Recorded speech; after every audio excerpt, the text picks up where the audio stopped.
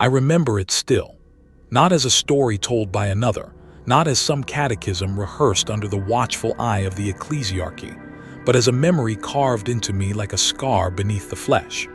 It began with silence, that kind of silence that never truly exists in the Imperium, but lingers between the metal groans of a dying hab block and the muffled thunder of war in the distance. We had driven them into the ruins, a splinter of heretics, rebels, or perhaps only those foolish enough to resist. I cannot recall what names the commissars gave them, for every enemy is given a name before their blood is spilled. Traitors, blasphemers, the unclean. They had another title for these, I am sure. But when I found him, he was not a name. He was only a man. I can still feel the weight of my lasgun, its muzzle trembling in my grip as I raised it to his head. His chest heaved like a cracked bellows, each breath rattling through lungs half collapsed. A rivulet of blood ran from his temple, tracing lines through the dirt and ash that clung to his face. His hands, stripped of weapon and dignity, clawed at the rubble as though stone could offer salvation. We had been taught, no, conditioned, that hesitation is weakness, that mercy is contagion, and contagion must be excised before it spreads. The voice of the commissar lived inside my skull. Purge them without pity. To hesitate is to betray the emperor himself. And yet in that moment I hesitated. Perhaps it was the way his eyes met mine, not defiance, not supplication, but something rawer, something more human than anything I had seen in years. Perhaps it was the strange gentleness of his features beneath the blood and grime, a reminder that the enemy is not always monstrous in form, only in decree. Or perhaps it was that I was tired, so very, very tired of killing. The ruin stank of ozone and burning metal. I heard the faint hiss of a failing Vox unit somewhere above, spitting fragments of prayers into the smoke. My boots shifted on shattered stone as I steadied the rifle against my shoulder. My trigger finger twitched. Just one squeeze and the lesson would be obeyed. Just one squeeze and I would be cleansed of doubt. But I did not. Instead, I lowered the gun. Slowly, carefully, almost reverently. My arm trembled not with fear but with something else, something I had not felt since my conscription, when I was still young enough to believe in choices. It was mercy. That word, heretical and fragile, beat in my chest like a heart reborn. I told myself it was pointless cruelty to kill a man already broken. I told myself he would die in minutes anyway, bled out or crushed by the shifting rubble. But I know the truth. I wanted to believe, for one breath, that we could be more than executioners. That even in the Imperium, where compassion is treason and empathy is rot, I could hold on to some sliver of humanity. The stone beneath him cracked as he shifted, as though the ruins themselves protested his survival. He coughed, spat blood, and his lips parted. I expected curses, pleas, perhaps even a final prayer to whatever gods he had betrayed us for. But what came was quieter, a whisper. I leaned closer, though every nerve screamed against it, though every drill voice of my training bellowed to finish him, to silence him. His voice was wet, thick with blood, yet the words slid into me with clarity sharper than any blade. You will remember. That was all, not gratitude, not hatred, just certainty. As if he had seen my soul more clearly than I ever had and named the scar I had just carved into myself.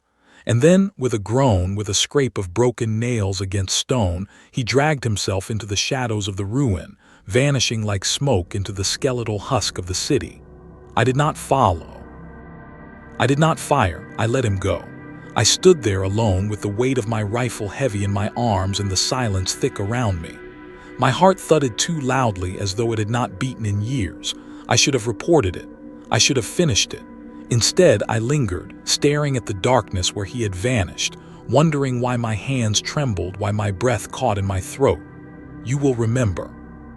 The words echoed louder than the prayers of the Vox, louder than the distant thunder of artillery. They burrowed into me, and I knew, though I did not yet understand, that he was right. I would remember, always. The day after I stayed my hand, the regiment rose before the lamps could remember how to be light. The horn sounded its thin metal sorrow, and the barracks shook as bunks snapped shut and boots found the floor in a single drilled thunder. The air tasted of cold oil and recycled breath. Lumen strips along the ceiling woke in a stutter of pallid white, throwing hard shadows that pinned each of us to our assigned angles like insects to catechism. I moved with the line, the way a cog moves because the gear beside it insists. Webbing on. Belt cinched. Last pack checked. Bayonet locked, teeth of the saw edge counting the beats of a heart I no longer trusted. We filed through the corridor, whose bulkheads were stamped with the double-headed promise of the Aquila and the stern script of the Administratum.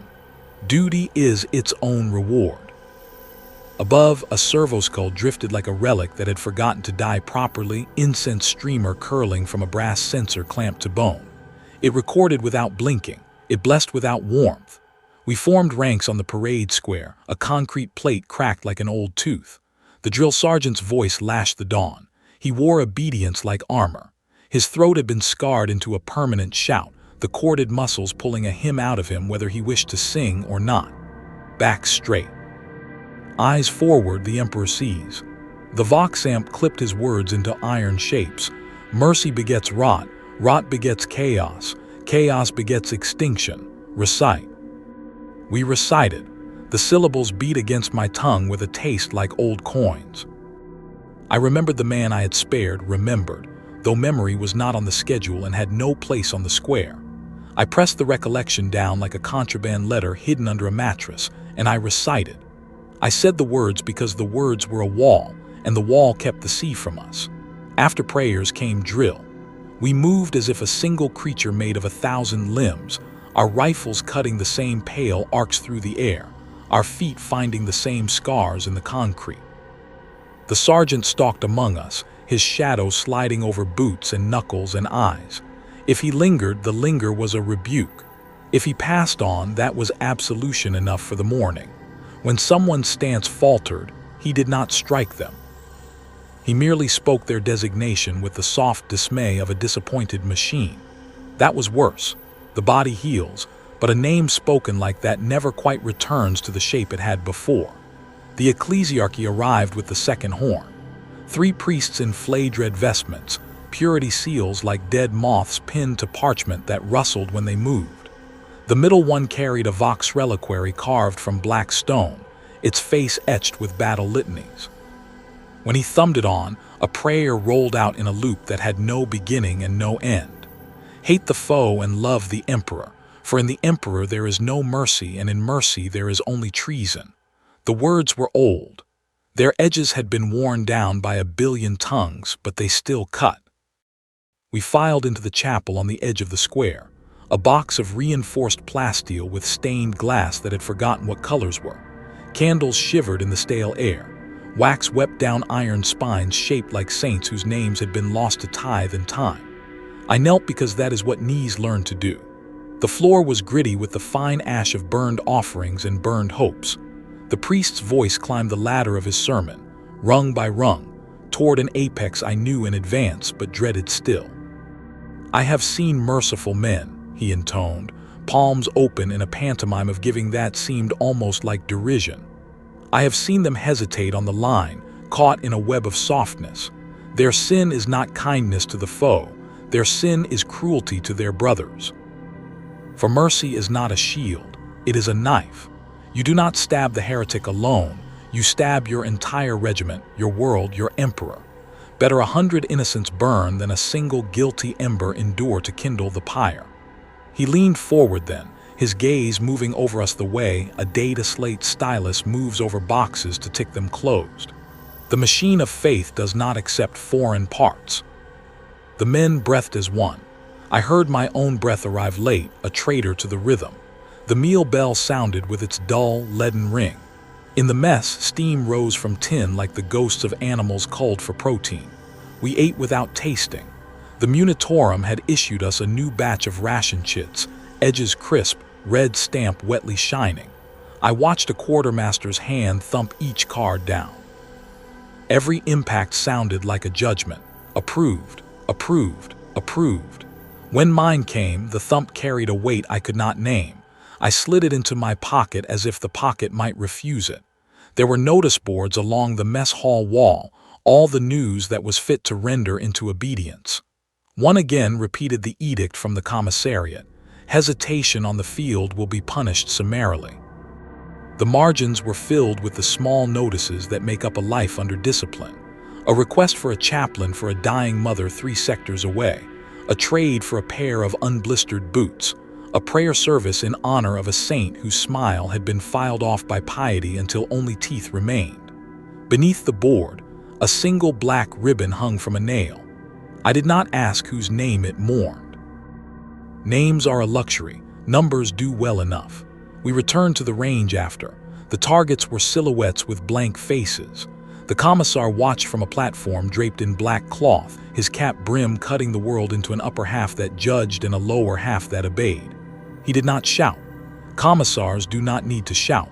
The bolt pistol is a fluent argument. Halfway through the exercise, the man 2 places to my left flinched. I heard his breath betray him, a hiss through teeth that had not asked permission. His las beam went wide. The silhouette laughed without sound as the shot scorched concrete and died. Everything stopped. The commissar descended the steps. He walked like a book closing. The wind learned to be still. He stopped before the man who had flinched. They were near enough that I could see the breath cloud from both of them in the chill of the range. The commissar's pistol was a patient weight in his hand. "What did you see?" The commissar asked softly as if the range were a confessional. The man's lips parted. It looked like a boy," he said, and then corrected himself with horror flickering across his face. "It looked like the target was a child, sir, for a moment only." The shot was tidy. A bolt round flowers the skull, but he had angled it downward to spare the paintwork. The body folded with a kind of relief. The silence left behind was bound with iron. The commissar looked at us, his voice even the way a steel ruler is even. "Hesitation is a contagion," he said. "If it infects your hand, remove the hand. If it infects your heart, remove the heart. The Emperor is the only surgeon you require." We returned to firing. The targets had the decency not to change their faces. The day wore on with the predictable cruelty of bureaucracy. At the motor pool, I signed 3 forms to requisition 2 spare lastbacks, and I signed a 4th to acknowledge that I had signed the first 3. In the armory, the quartermaster's quill scratched like a small creature trying to escape. He took my weapon and measured the carbon fouling as if summoning auguries from the residue. "Clean more," he advised without looking at me. Voice so dry it could have been a page in a dusty book turning itself. He handed the lasgun back, and as he did, the barrel touched the light at an angle that reminded me of the man in the ruins. That was all it took to bring the memory up from where I had sunk it. I swallowed.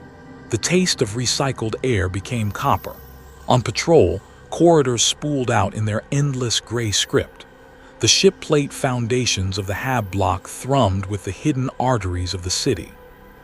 We moved in files of 4 through passages illuminated by lumen strips that made everyone look like ghosts rehearsing a fever. Our officer spoke into the microbead with a voice so calm it seemed a kind of polite menace. "Cohort 18, advance. No civilians beyond curfew. Shoot the word please out of your mouths." The last was said as a joke might be, if jokes were permitted to live past dawn. We came to a checkpoint where a pilgrim line had formed. Men and women with their lives wrapped in cloth and ribbon. A baby with a tiny aquila painted on its brow that would flake off before the next prayer. A penitent whose tongue had been riveted for lies too small to remember. The Arbites monitored the queue, their carapace armor reflecting us back thinner than we were. A data scribe in gray stacked Vox slate upon Vox slate, his lips moving with the numbers like a lover's pet names. I watched a woman kneel and press her forehead to a floor that had never been clean. Her voice came up soft as breath. "Mercy," she whispered, and then louder, learning not to hide the word. "Mercy for my husband. He was taken to the work gangs by error. He has a limp. He will slow them down. Mercy, and he will pray twice as hard." An Arbite's trooper lifted her with hands that were not gentle enough to be hands. "Mercy is above your grade," he told her, and delivered her back into the line as if setting a tool back where it belonged. The machine of obedience does not grind us all into the same powder at once. It tastes each of us, finds our flaws, and gifts us the appropriate wheel. I understood that. I had recited that, but knowing it did not brace me against the small, persistent betrayal inside my ribs. The day eventually, reluctantly, unfolded into night. The barracks returned to their steel prayers. In the shower bay, water burst from nozzles like punishment. It scoured dirt and burned skin until everything was red and clean as a wound. A medici servitor drifted between rows, its syringe arm clicking with delicate hunger. It paused near me, lenses focusing with a series of quiet ratchets, then drifted on. I dried myself with a towel that smelled faintly of the person I had been yesterday. Lights Out pressed its thumb into the switches. Darkness crept back, slow and sure as mold. My bunk creaked with the honesty of old metal.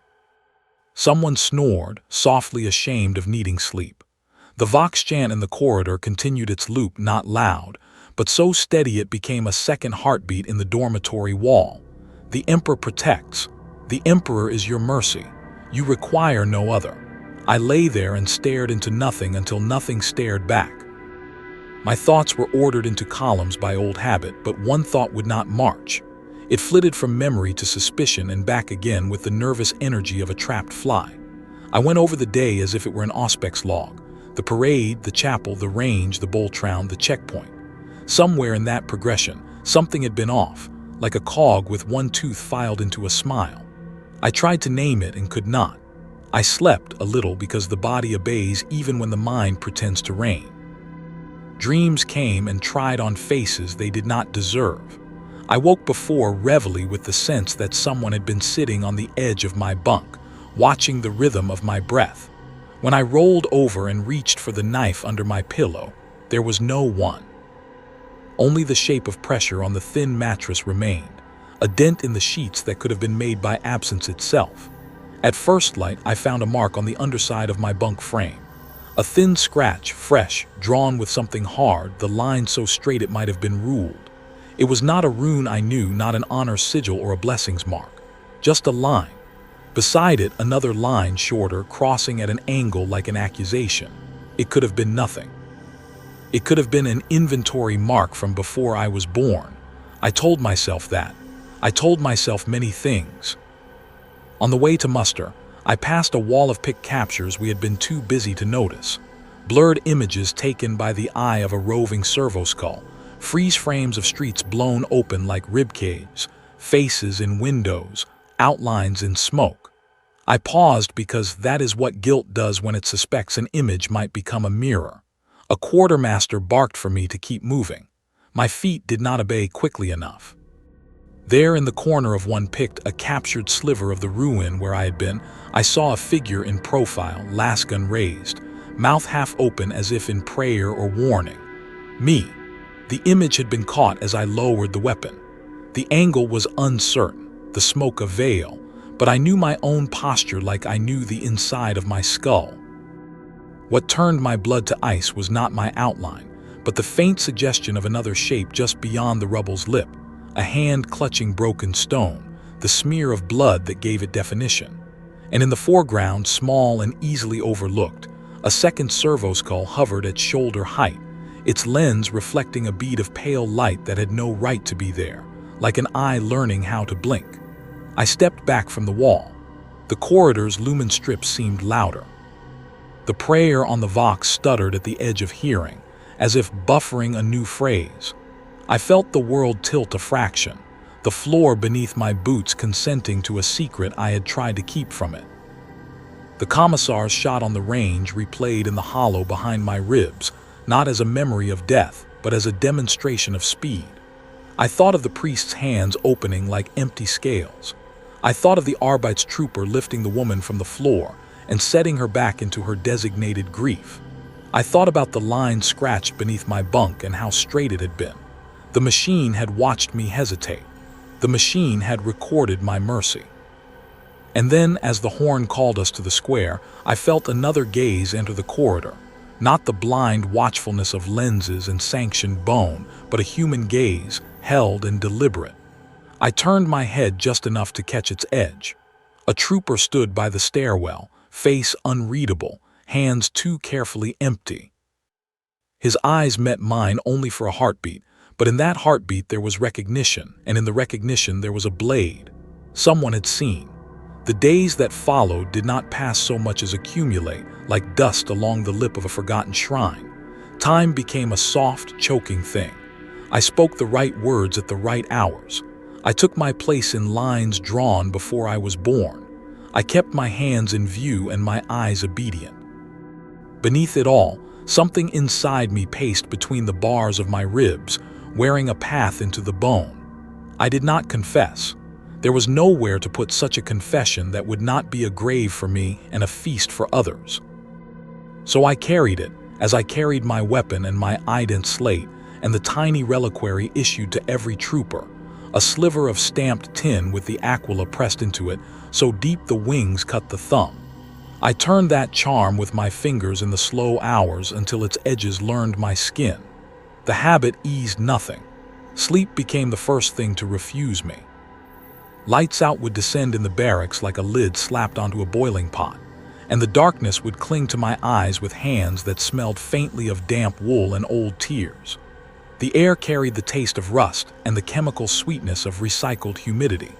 The moisture condenser ticked, a patient metronome, and somewhere in the structure a slow drain gave a small, regular gulp, as if the building were swallowing back words. Men snored, and those who had learned not to snore pretended not to dream. I lay on my back and counted the rivets in the bunk slats above me, each silver dot a star in a false sky. When I did sleep, I woke in the same position, muscles locked as if the night had been a long parade at attention. Every corridor sharpened itself. The lumen strips along the ceilings hummed with more hunger than I remembered. The shadows they cast seemed heavier than men, and they pooled in the corners with the gravity of intent. Footsteps behind me were steps, then echoes, then whispers rehearsing a few syllables and failing to pronounce them. I turned too often for a soldier who was meant to trust the formation around him. Trust makes you efficient. Suspicion makes you alive. The priest's sermons found a new pitch. It was not that the words changed, they rarely do. It was the angle of their delivery, a tilted focus, a gaze that lingered a fraction too long, a pause after mercy, as if waiting for someone to flinch. In the chapel, the smoke from the incense hung in clotted skeins, slow to move, as if unwilling to leave the sins it had blessed. I knelt where I always knelt. When the preacher spoke of the tender rot that begins in the moment you pity a foe, his eyes slid across the congregation like a blade across parchment, and when they passed over me, the blade slowed by a hair's width. The vox reliquary on his breast sang a flat note that made the air between my teeth vibrate. I kept my head down, lips moving over litanies I could have recited in my sleep, if sleep had consented to visit. In the mess, conversations had seams. Words stitched themselves together where they were meant to, then snagged and frayed when I drew near. A spoon paused halfway to a mouth. A glance ricocheted off me and pretended to be a look at the clock. Laughter did not change its tone so much as its timing. It arrived a heartbeat late when I approached, like applause offered by obligation rather than joy. The mess servitors slotted tin onto trays with the steady clank of a tolling bell. The stew tasted of protein and salt, and the afterthought of vegetables grown in mineral broth. I chewed and swallowed and found the shape of each mouthful inside my throat as if I were cataloging bolts and washers. On patrol, the city reminded me that it had no interest in my interior weather. Hab towers leaned into each other like conspirators who had simply forgotten how to stand straight.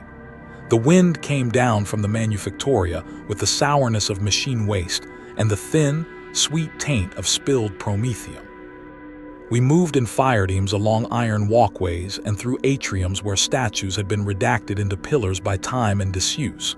The vox on my collar hissed the usual checked-in checks. 18B, clear. 18C, movement on the eastern gantry. Confirm civilian curfew compliance. I answered when spoken to. My voice sounded like someone else was borrowing it. The man I had spared, I did not know his name, and I did not want one, threaded my hours. He had become less a person than a pronoun with teeth. In my head, he dragged himself into every threshold. I saw his fingers reappear at the cold edge of demolished stone, his nails black with shale, his mouth opening to bleed those two words into me again. You will remember. I did. I remembered so hard it felt like an injury. I told myself that he had died in the rubble after all, that his whisper had been the last twitch of an animal. But certainty refused to root. Doubt grew instead, a soft mold, easy to overlook until it filmed everything. The machine spirits of the Hab block took his side. Doors juddered once before admitting me, as if reconsidering their obedience. Cogitator screens flickered, and then presented the correct forms with humiliating punctuality. A Vox unit in a stairwell spun through the prayer stations, and for a smear of seconds, spoke nothing but breath into the air, a dry kiss of static that raised the hairs along my forearms. I passed a maintenance servitor halted mid-stride, its arms full of filters, lenses stuttering open and shut with sleepy attention. As I walked by, the shutters stopped, and 3 red points fixed on me like a simple equation solved to an unpleasant answer. I began taking alternate routes to places I did not need to go. It is a bad habit, the kind that can be read on a map after the fact. All your digressions labeled guilt and guilt and guilt. In the sublevels, where condensation bled from the pipes and the paint had peeled like old scabs, I lingered as if in the company of blunt angels. Here the generators spoke in their low choir. Here the smell of the city was truest, iron, damp, slow burning. In those passages other whispers bred. Not words, not daring enough for that, only the suggestion of breath turning corners ahead of me, breath that never warmed the air. Twice I reached a junction and heard boots receding at a measured pace that had learned the art of not panicking in advance. Twice, I forced myself to turn in the opposite direction, because hunting shadows is how one becomes a man seen talking to walls. Still on my way back to the barracks one night, I found a thin smear along the railing dark where the metal had resisted rust, blood, fresh enough to hold a shine, too little for an accident with a crate, too much to be nothing. I told myself it was a worker's hand from a shift above, a pinched palm, a foolish slip. I told myself many things. I wiped the railing with my sleeve, and for the rest of the walk my arm smelled like coins. The commissar appeared in places I did not expect him. The armory. The dispensary. The fringe of the parade square where the wind snagged on the flagpoles and made a thin, high weeping. He never looked directly at me. He did not have to. The presence of a weapon can be known without turning one's head. Once he paused near my squad and asked a question about a logistics discrepancy with the new batch of lastbacks. It was a simple question with a complicated tone. He thanked the quartermaster, who performed the verbal equivalent of a bow without lowering his head. Then the commissar smiled with his teeth the way a book shows its pages. "I am fond of patterns," he said to no one and everyone. "I don't like to see them interrupted." We understood. Patterns are the promises the machine extracts from the human hour by hour, cheek by cheek. I left the square with my spine climbing my back. If the priests tuned their sermons, the soldiers tuned their silences. In the showers, men spoke of injuries made into jokes, of broken gear made into luck, of women imagined into saints. When I entered, these tales set their feet apart and stood at attention. No one asked me questions that would fall apart in my hands. No one offered me cards that could be called later. It is a kind of mercy, that avoidance. It keeps you alive beneath the surface of the water. It teaches you how to breathe through the ache. It withers you by degrees. And yet, whenever I tried to let the day strip off me, whenever I leaned my forehead against cold tile and listened to the pipes shift like old bones, he was there. The spared one, the way his breath had rattled in his throat, the way his eyes had been private, like a room no one else was allowed to enter, the words he had spilled into me. I had carried many orders. I had carried a comrade's ashes in a cartridge box. I had carried an entire day of casualties on a stretcher that wore grooves into my shoulder. None of those weights felt as invasive as 2 syllables can feel when they decide to nest where prayer is meant to live. On the 4th night after, something small and mean broke the surface. We had been sent to sweep the lower manufactorum stacks, riot rumor, work slow rumor, the kind of rumor that learns to dress itself in numbers to seem real. The stacks are a forest of metal trunks, the air brown with heat and particulates that sting the eyeballs into choir boys. Conveyor belts murmur their endless gospel. We moved in loose formation, masks cinched tight enough to make breathing feel like theft. I took rear guard, the place for men who do not trust the backs of their own heads. A light ahead flickered, not the steady, sanctioned pulse of the hazard beacons, but a nervous little candle of a lumen hung from a scrap of wire. I stepped off the conveyor's catwalk to check the maintenance walkway beneath it. The grated floor flexed with the honest complaint of old metal. My boot scuffed something soft that was not dust. It was a scrap of cloth, caught under the lip of the grating where debris eddies gather. At first glance it was nothing, a rectangle torn ragged, stained. When I crouched and brought it up to the ghost light, I saw that the weave was wrong for Munitorum issue. The thread was coarse, the dye a gray-blue that our quartermasters would not waste pigment on. One edge had been folded and stitched with small, patient strokes, a mending done by someone who could not afford to throw the garment away. The cloth smelled of sweat gone to sour, of machine grime, and faintly of the antiseptic bite of field dressings. Dried blood had stiffened one corner into a petal. I knew that petal. I had seen it flower under rubble. The man's sleeve had been torn like this, and he had pressed it to his head where the cut streamed.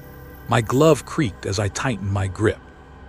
The catwalk above rattled as my squad moved on. I told myself there were 1,000 ways such a cloth could find its way here. I told myself it was a common weave for the underhive, and that the manufactorum drew every kind of garment into its lungs to burn for heat. Still, the thread pulled taut between my fingers in some invisible snare. I tucked the scrap into the pocket sewn behind my flak vest, the pocket where I kept my pace grip and a single photograph gone fuzzy at the edges through handling, and I followed the line. The patrol ended without notable incident. We filed the reports that prove we are alive. Times, routes, minor contacts. The scribe at the post checked our entries with the rhythmic indifference of a machine that remembers being human just enough to be cruel. His quill scratched like a tired insect. I delivered my slate and did not mention the cloth. I told myself the scrap was nothing until it learned to be otherwise. Back in the barracks, the chatter around the notice board had thickened like stew. A courier servitor had pinned a new page in the center, fresh parchment, the ink still wet enough to glisten in the lumen glare. No one reached to take it down. We do not touch news in the Imperium, we receive it. I edged close as one edges close to a window when a crowd gathers below. The page bore the crisp type of the Munitorum, margins scoldingly straight. At the top, Incident Report 19 Lambda consolidated. Beneath, the bland heroism of bullet points. Enemy activity persists along the sub-level culvert network. Thermal signature dispersal suggests multiple bodies. Recovery teams encountered evidence of field triage at Site 4D, blood pools, improvised bandaging, abandoned Medikey wraps. Vox intercepts indicate organized withdrawal under cover of collapse. Survivor count, indeterminate. At least one wounded hostile believed to have been exfiltrated via maintenance duct. 77K evidence includes clothing remnant, blood trail, and footprints shallow but regular. I read the line again, clothing remnant, blood trail.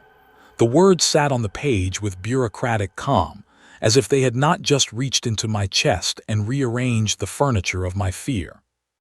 My hand moved to my pocket without conscious thought, fingers finding the scrap I had taken, the stiff petal of dried blood. It felt warm, though it could not have been. Someone behind me breathed out through his teeth, a sound like a kettle deciding against boiling. "Saints preserve," he said softly. "They're slithering under us like rats." A sergeant clapped him on the shoulder in a way that was supposed to be comradely and landed like a warning. "Report to your bunk," he said, and the crowd learned to be elsewhere. I stood before the board until the letters blurred. The lumen strips above flickered once, and the page seemed, in that wavering instant, to breathe. The commissar's eulogy for hesitation whispered in the bone behind my ear. The priest's hands opened and closed in my peripheral vision, weighing a mercy and finding it too light to register. My own hands loosened and tightened around the scrap like they were practicing a strangling. The corridors to my rack lengthened, a trick spaces play when shame is following. Each step rang wrong. My bunk had been made with a zeal that made me suspicious of the man who had made it, which is to say, me. I sat on the edge and listened to the dormitory's slow symphony. Men undressing with the specific despair of tired bodies, the cough of someone who will not admit to illness, the drag of cloth, the click of a prayer bead against another bead. My own beads felt like teeth in my pocket. I pulled the scrap out and held it under the bunk's weak lamp. The threads gleamed and then dulled, as if choosing whether to be evidence or absolution. I pressed the cloth to my face. The smell of metallic antiseptic rose stale and intimate. A memory reached up the man's whisper, his breath a hot, decaying wind against my cheek. You will remember. The barracks door hissed. Someone entered and paused. The pause had the shape of a person I did not look up to identify. The pause tasted like observance. It lasted just long enough to scratch a mark on the underside of my ribs. Then boots moved on and the dormitory swallowed them. There are proofs you cannot sign. There are forms you cannot file. There are truths that arrive like a nail through wood, not quickly, not with drama, but with the remorseless pressure of a screw turned by a patient hand. I folded the scrap and slid it into the reliquary with the pressed aquila. The reliquary did not protest being made a liar. Tin is not that proud. In the dark, with the vox whirring its rote prayers and the condenser ticking its thin complaint, I lay very still and watched the ceiling invent constellations out of imperfections in paint. A picture of the ruin drew itself above me. In the picture, stone shifted to let a man through. In the picture, someone held a lumen just long enough to leave a bead of light on a servoskull's lens. In the picture, I lowered my weapon and bent to listen. It was possible that the man I spared had died anyway, alone, under the crush and the cold. It was possible that another had bled on the catwalk and left his sleeve to the conveyors. It was possible that the report was a generality, a piece of language carved to fit any wound. It was possible. It all was possible. But the cloth in my reliquary had a seam I had seen before. The report had a line I could not unread. And the silence in the dormitory grew as sharp as a blade honed on a stone you cannot see. The spared foe had not ended under stone. He was moving somewhere beneath us, dragged or carried, patched and kept, a pulse preserved when mine had ordered it stilled. He was alive enough to be counted as a problem in a report and a prayer in my throat. I closed my eyes. The darkness offered no hiding. The machine of obedience hummed around me, relentless in content. In its hum I heard what the whisper had omitted. He lived. The ruin did not arrive as a thunderclap. It crept. At first, it was whispers of settlements cut off from Vox contact, supply caravans disappearing into valleys where the air reeked of ash. The officers spoke of raids, of enemy cells that had survived our cleansing sweep. Their voices were clipped, their faces drawn tight with the strain of explaining failure while swearing to correct it. But I knew. The moment the reports began to bleed through, I knew. It was my hand, my hesitation. My mercy, like a crack in iron, had spread until the whole edifice of our defense groaned with fracture. I remember the first ambush. We marched through a ravine lined with rock that rose like jagged teeth. The wind howled low, carrying with it the faint stench of smoke, of oil, of blood yet to be spilled. I should have known. I should have felt the weight of the trap, the wrongness in the stillness of the stone walls. The first shot was not a lasbolt, but a scream, the sound of a soldier torn apart by shrapnel. Then came the detonations. Fire rained from the cliffs, tearing into flesh, spraying the air with the vapor of blood. I can still taste it when I breathe iron and ash upon the back of my tongue. We fought as the Emperor commands, without hesitation, without retreat. The rocks themselves seemed to burn as hidden cannons tore the air open. I saw comrades, men I had trained beside, men who had prayed beside me in the cold, collapse in twisted ruin. Their screams did not last long. When the smoke thinned, we stood upon a carpet of corpses. The ground seemed to drink deep of their lives. I looked into the eyes of the slain and felt the weight of their silent accusation. This was not chance. This was not random. This was the echo of the moment I stayed my hand. The enemy had lived, and because of that, they had returned. The reprisals did not stop. They spread like disease, like rust eating the frame of a once stalwart machine. A patrol went missing in the underhives. Days later, we found only fragments of armor gnawed clean of flesh. A shrine was put to the torch, its saints' faces melted into screaming effigies of wax and stone. The banners of the Imperium were dragged through the mud, then burned in pyres of the faithful. I can still smell the smoke. It clings to my memory like tar. The scent of burning parchment and human skin indistinguishable, rising together as a single plume. I wanted to deny it, to drown my knowledge in duty, but each ruin screamed my name. Each child's cry, each mother's wail, each soldier's death rattle was a hymn to my failure.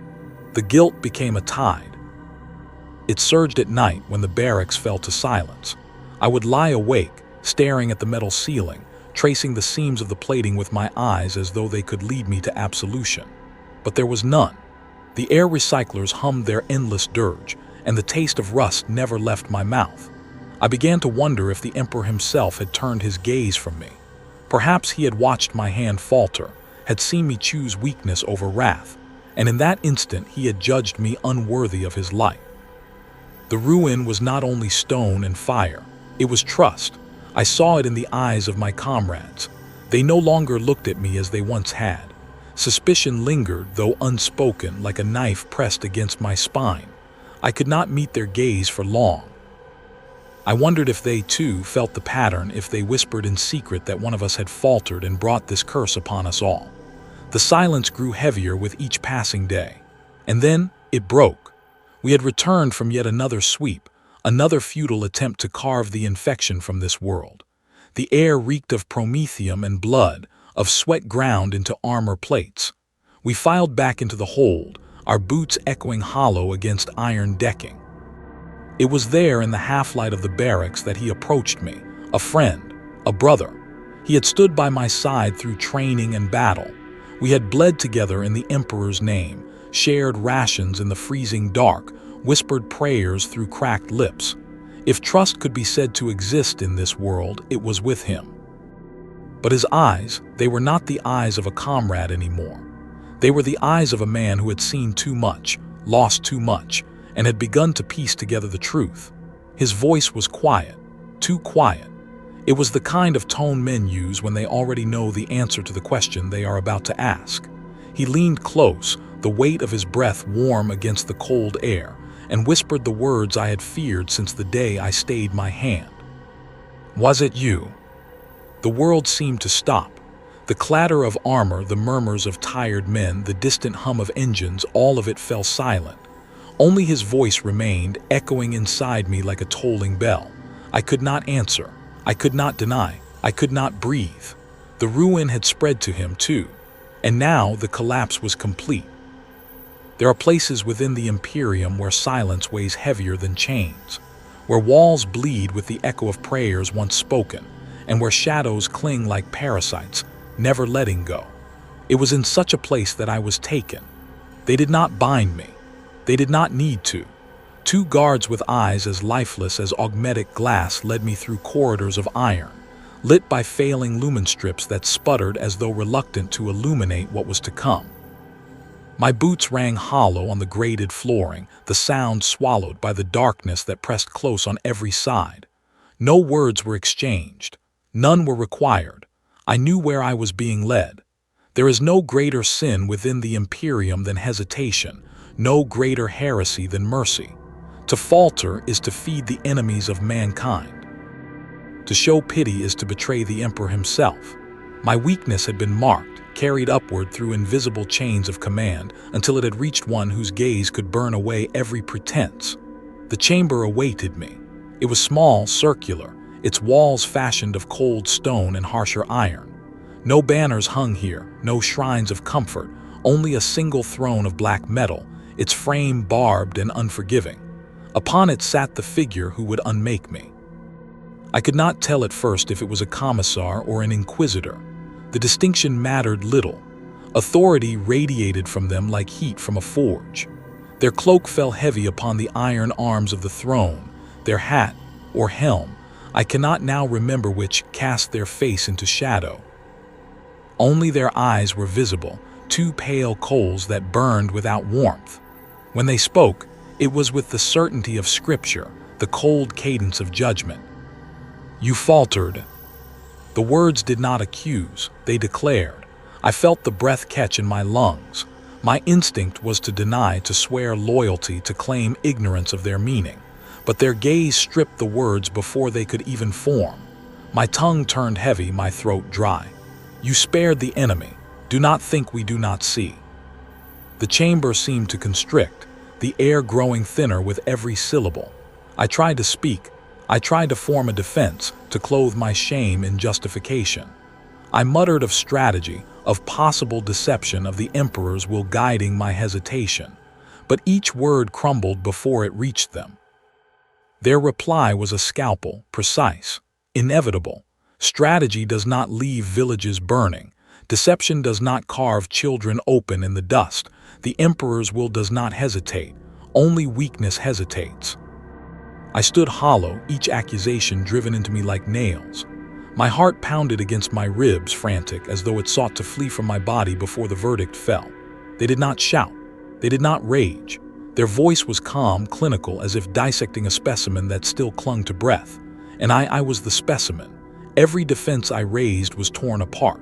When I claimed fatigue, they asked why others did not falter.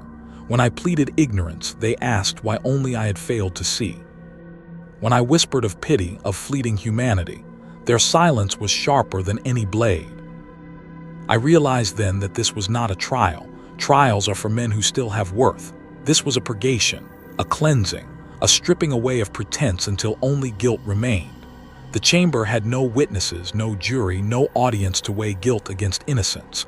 There was only the gaze of authority and the weight of my own failing. I thought of my comrades. I thought of the friend who had whispered his question, "Was it you?" And I wondered if he had been the one to carry word upward. Perhaps it was not betrayal but duty. In the Imperium, the two are one and the same. Time lost meaning. Their words flowed like a litany, and I, broken upon them, could only bleed silence. My thoughts became fractured, splintered flashes of memory, screams in the dark, banners burning, the faces of the fallen, all of it collapsing inward. The interrogation did not stop at words. Their silence between questions was a weapon in itself. They let me drown in the space between syllables. I could hear the blood rushing in my ears, the frantic hammer of my own heartbeat. Each pause felt like the drawing back of a blade, each word that followed like the thrust. When you knelt in the mud, what did you feel? When you looked upon the enemy, what stayed your hand? When your brothers bled, did you think their sacrifice was yours to squander? I tried to answer. Emperor, forgive me, I tried, but the truth shifted inside me like ash in the wind. What did I feel? Pity, terror, recognition? I did not know. My words stumbled hollow, and each falter was seized upon, sharpened, turned against me. My voice grew smaller, my defenses thinner. I began to wonder if they could see into me more clearly than I myself could, as if their gaze burned away every veil, exposing only the rot within. And then it ended. They leaned forward. For the first time, the shadow lifted, and I saw the full weight of their face. It was not rage. It was not even contempt. It was something far colder. A gaze that measured my worth and found no reason for execution, yet no reason for absolution. You will return to service. The words fell like a guillotine. Not mercy, not reprieve. A sentence carved into the marrow of my soul. The guards stepped forward, their boots grinding against the iron floor. I felt their presence on either side of me, but still I could not move. My breath shuddered, my mind swirled with confusion. To be spared was to be condemned in a different way. And then I understood. This was not forgiveness. This was surveillance. I had not been released, I had been leashed. Set loose not as a soldier, but as a test. A specimen under watch. My every movement, my every hesitation, my every breath would be weighed. The Emperor's eyes would not leave me again. As they led me from the chamber, the darkness seemed heavier than before, pressing close, suffocating. My footsteps echoed hollow on the grated floor, but now I knew the sound was not of freedom. It was the rattle of chains I could not see. I was no longer a man, I was a question, and questions in the Imperium never remain unanswered for long. They sent me back to the front, but I did not return as I had left. The chamber of judgment had marked me, not with brands of fire, not with chains of iron, but with something heavier, the weight of invisible eyes. Wherever I walked, I felt them, watching, measuring, waiting for me to falter again. The barracks had not changed, and yet they had. My cot stood where it always had, narrow and rusted, but now the space around it lay empty. My comrades no longer sat near me. Their laughter, such as it was, dim and broken in this place, no longer reached my ears. They gave me silence instead, not out of cruelty, but out of fear. Fear is contagious. The whisper of hesitation, of mercy, had spread among them. To be near me was to risk contagion, and in the Imperium, contagion is death. When I passed them in the corridors, their gazes slid away, as though I were a reflection in a cracked mirror. The few who dared look at me held no hatred, only caution, as though I were a weapon left loaded and trembling in uncertain hands. The commanders made use of me differently. They did not strip me of my lasgun. They did not relieve me of duty. No, they paraded me, a breathing warning. When the ranks gathered, they let their gaze linger on me longer than on the others. They spoke of vigilance, of purity of purpose, and though my name was not uttered, all eyes knew where their lessons were aimed. I was not a soldier. I was a reminder. And in battle, reminders bleed first. I still fought. Of course I fought. To refuse would have been open heresy and end swifter than the law's bolt, but my hands betrayed me. When I raised my weapon, the metal shook against my palms. Each shot rattled through trembling fingers. The others fired with conviction, their bolts steady, their voices raised in the litanies of hate. My voice cracked, my aim faltered, my oath felt hollow. I realized then the truth. I no longer fought for survival. I fought under suspicion. Every shot I fired was not at the enemy, but at the doubt that surrounded me. Each missed shot whispered treachery. Each hesitation screamed betrayal. And within me, mercy rotted. Once it had been something fragile, tender. A wound I cradled in secret, believing it might heal into something greater, perhaps redemption, perhaps proof that beneath the layers of ash and armor, something human still endured. But now it festered, it blackened, it smelled of decay. The act that had felt like fleeting light had curdled into a pustule of guilt. And every day, under the gaze of my commanders, under the silence of my comrades, it grew fouler. I tried to remember why I had done it. Why I had stayed my hand, why I had let the enemy live. At first I thought I could recall the moment with clarity, the mud, the smoke, the eyes that met mine across the ruin. But the memory shifted, warped, dissolved. Was it pity, recognition, fear? I could no longer tell. The battlefield had swallowed it, chewed it into something shapeless. Blood and fire washed over every detail until the reason slipped from me like water through clenched fists. What remained was not memory, only rot. At night, I turned to prayer. I whispered the litanies into the stale air, hands folded so tightly my knuckles cracked. But the words did not lift me as they once had. They pressed down instead, heavier than stone. I no longer felt the Emperor's light as salvation. I felt it as interrogation. Each syllable of praise became a question. Why did you falter? Why did you spare the foe? Why are you still alive when others are not? The more I prayed, the more his gaze bore down upon me. No warmth, no mercy, only a light that seared, searching every shadow within me for impurity. There was no comfort in faith now, only exposure. The days blurred. The battles came and went, indistinguishable except for the mounting corpses and the deepening silence around me. I became a ghost among the living, present yet apart. When my comrades returned from skirmishes, they shared stories, wounds, fragments of grim humor. None reached me. My victories were not theirs. My scars were not honored. I lived. But living had become a form of punishment. And then I saw him. The battlefield burned again, smoke curling through shattered manufactorums, the taste of iron thick on the tongue. Our lines advanced through ruin, lasphir cutting through the haze. My hands trembled as always, my weapon shivering with each discharge. I fired into shadows, into outlines that darted and fell. The air was thick with the stench of propellant and charred flesh. Through it all, my eyes caught a shape. At first I thought it a phantom, some cruel specter birthed from exhaustion. But no, it was real, the enemy, the one I had spared, alive, armed, standing across the battlefield, half shrouded in smoke. His weapon raised, his face grim beneath the war paint and grime. But his eyes found mine. Recognition burned between us. He should have been a corpse, buried beneath mud and ash. Yet here he stood, living proof of my failure, of my rot, of the mercy that had betrayed the Emperor's will. The world narrowed. The battle around me fell silent. My breath froze in my lungs. His gaze locked with mine, unbroken, unflinching. I had spared him, and now he had returned. He did not lower his weapon. Across the broken manufactorum floor, amid fire and ruin, the man I had once spared fixed his gaze upon me. In his eyes I had hoped, perhaps, to glimpse some reflection of the act that had kept him alive, gratitude, recognition, even hesitation. But no. His eyes burned with the same fire as all the others, hatred without end, purpose without doubt. He did not see me as savior. He did not see me as anything but another target, another imperial life to unmake. And then he fired. The last bolt tore past me, close enough to burn the air by my cheek. I staggered, not from the shot, but from the truth that bloomed inside me. My mercy had meant nothing, worse than nothing. It had bought him time, given him another chance to kill, to slaughter, to strengthen the enemy line with a life that should have ended beneath my hand. I had not saved him. I had armed him. The realization was a knife that twisted as the battle raged around us. He moved through the firestorm with lethal certainty, his weapon barking, his blade flashing in the smoke. He struck down those beside me, one by one, men I had bled with, men who had endured the same silence and suspicion I carried. My brothers, such as they were, fell screaming beneath the hands of the one I had let live. I tried to fire.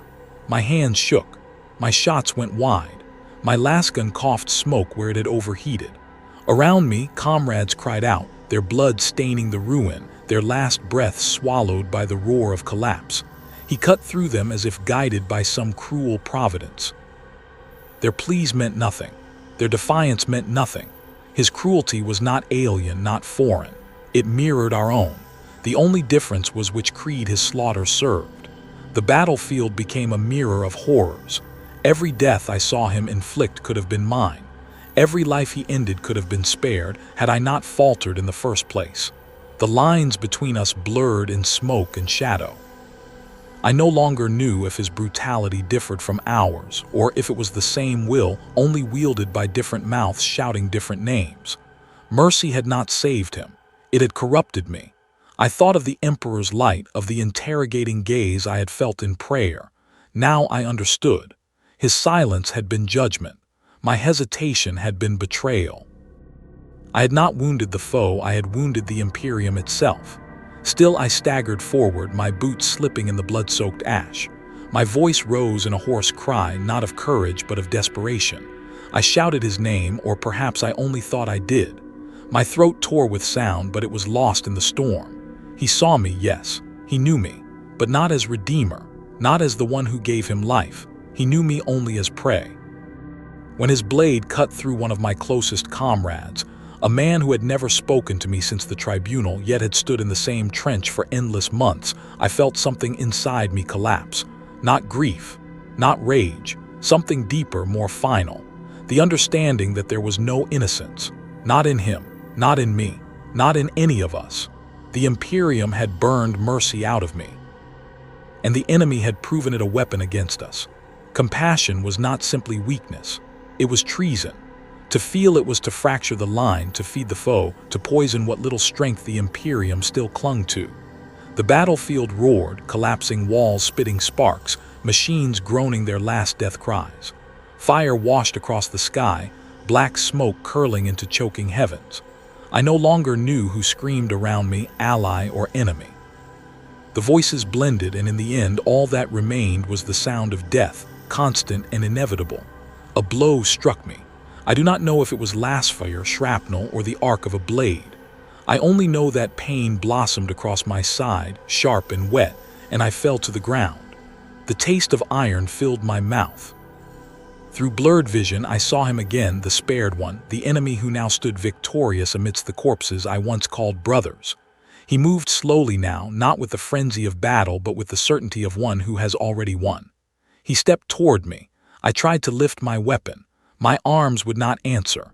My fingers slipped, useless, over the lasgun's frame. Smoke curled above him, a halo of ruin. His shadow stretched across me as he loomed nearer, and for a moment I thought he might finally speak words of thanks, some recognition, some acknowledgement that I had given him life when I could have taken it. But when his voice came, it was not gratitude, it was repetition. The same words he had spoken the day I spared him, words that had seemed then like surrender or perhaps plea. Now whispered again as I bled into the ash, they sounded like prophecy. The words that had undone me once, returning to finish what they had begun. And as his blade glinted above me, I understood the final betrayal. Mercy is not remembered, it is consumed. The bells toll. They toll without ceasing, without rhythm, without mercy. Each brazen note rolls through the smoke-choked air as though the metal itself were mourning. I do not know if they are real bells or only the echo of some wound inside me. Perhaps the Manufactorum's ruins groan like broken chimes. Perhaps the cathedral nearby yet burns, its towers collapsing, its bells striking in their fall. Or perhaps the sound is only in my skull, a requiem none but I can hear. The tolling binds itself to the hiss of flames. They devour all things now. Broken ceramic, ruined steel, scorched parchment and bone. They hiss like serpents uncoiling across the corpse of this world. Each breath I draw tastes of them, hot ash, oil, the black soot of 1,000 unmarked pyres. And beneath it all, silence. The silence of men who once prayed beside me. Men whose laughter, brief, weary, desperate, I had known in the foxholes. Men who had leaned against me in the dust when exhaustion made stone of our limbs. Men who had screamed when the shells fell too near. Men who in their last moments looked not to the emperor but to me with that small and fragile hope. Do not let me die alone. Now they lie unburied, faces pale, eyes unclosed. The fire has not yet claimed them all, but the silence between each toll of the phantom bells is their answer. That is all that remains of them, silence. And I know with a certainty sharper than any blade that it was mercy that killed them. My mercy. That single moment when I stayed my hand, when I spared what should have been purged, when I clung to a notion unfit for this galaxy of war, it has cost me everything. Not only their lives, but their trust. Not only their trust, but my faith. There is a crack within me, wider than the trench lines, deeper than the chasms that shellfire tore into the earth. It is the knowledge that I was wrong, that I believed for one heartbeat that there might be another way. That there might be some place, some sliver of time where mercy was not sin, where compassion was not poison. But in the Imperium of man, mercy is more than weakness. It is betrayal. I see it now with eyes that cannot close. Mercy does not redeem. It does not heal. It arms the foe. It lays bare the truth that none of us dare whisper, that the galaxy could have been otherwise. That another path might once have been possible if not for the chains of endless war, if not for the demand that every breath be proof of loyalty, if not for the silence of a god-emperor who cannot answer. Such thoughts are more dangerous than Zeno's blades, more corrupting than heretical texts, more fatal than any wound. Mercy is treachery because it reveals what must never be revealed, that we kill not because we must, but because we have chosen no other way. The bells toll again, heavy, slow. The fires hiss. And within me there is only void. I remember their faces, my comrades, my brothers. I remember how their eyes widened as the spared foe, my spared foe, carved through them without hesitation. I remember the last look one gave me as his throat opened beneath a blade. It was not anger, not blame, not even fear. It was emptiness, as though he had understood in that instant what I understand now, that faith itself had been hollow. That the creed of iron and fire had left no room for us to be men. Only weapons, only fuel, only silence waiting to be born. I cannot pray. The words turn to cinders on my tongue. The emperor's visage burns in my thoughts not as light, but as interrogation, endless, merciless, unanswering. If he is listening, then he knows already what mercy has wrought. He knows that I am broken, that I am finished, that whatever strength kept me standing was spent when I stayed my hand. Now I am less than nothing. I look upon the ruin and I know there is no redemption, not for me, not for them, not for any of us. The Imperium does not forgive. It does not remember kindness, nor record hesitation, nor mark the soft beating of a human heart in its annals. It remembers only obedience and death. The flames consume another tower, and its fall echoes like a cathedral's final hymn. The sound reaches me as though across oceans, but even here, bleeding into the ash, I feel it. The end of all things, the price of my soft heart. I had once thought mercy was human, that it set us apart from the unfeeling Xenos, from the endless cruelty of the warp. But here in this place I see the truth. Mercy does not set us apart, it unmakes us. It strips us bare until we are nothing but broken silhouettes, whispering of what might have been. The Imperium has no place for such whispers, and neither now do I. The bells toll, the fires hiss, the silence deepens. I close my eyes, though the ruin burns still behind them. I let the sound wash over me. One last time I try to remember what it was to believe, to truly believe, that compassion might have been strength, that mercy might have had a place. But nothing answers, only silence. And in that silence I know I was wrong. Mercy is the wound that never heals. Mercy is the void that devours. Mercy is the price of my soul. And as the last breath leaves me, it is not with prayer, not with hope, not with anything at all. Only silence remains.